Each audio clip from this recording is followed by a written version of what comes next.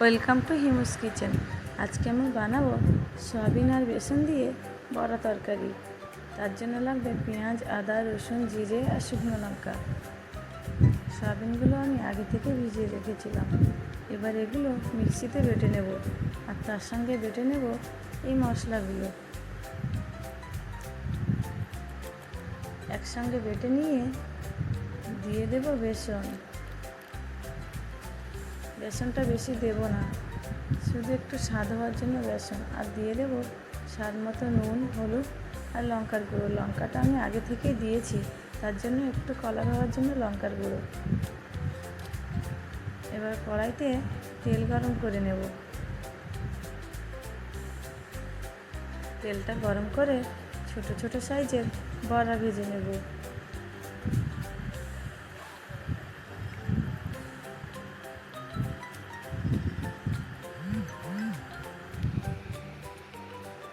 দেখুন কত সুন্দর হয়েছে বড়াগুলো। এবার দিয়ে দেব সরষের তেল, আর দিয়ে দেব জিরে ফোড়ন। জিরেটা লাল লাল হয়ে গেলে দিয়ে দেব পেঁয়াজ কুচি।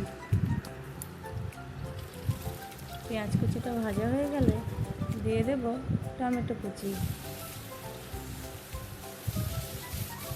টমেটোটা একটু 2 মিনিটের মতো আমি ভেজে নেব। আর তারপরে দিয়ে দেব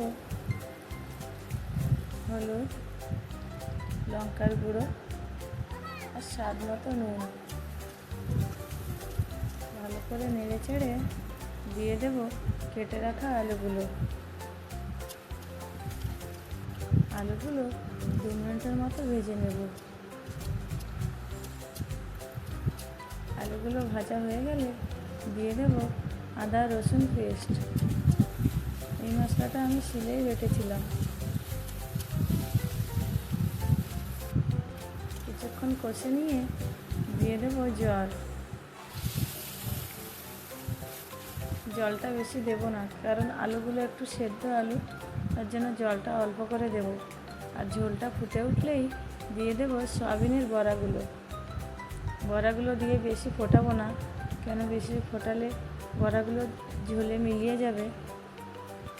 অল্প সময় ফুটিয়ে দিয়ে দেব নিরামিষ মশলা। এবার দিয়ে দেব গরম মশলার গুঁড়ো। গরম মশলার গুঁড়োটা দিয়ে বেশি সময় নাড়ব না। 1 মিনিটের মতো ফুটিয়ে তরকারিটা নামিয়ে দেবো। দেখুন কত সুন্দর হয়েছে। এমনিতে সয়াবিন দিয়ে আমরা অনেক তরকারি খাই, এই তরকারিটা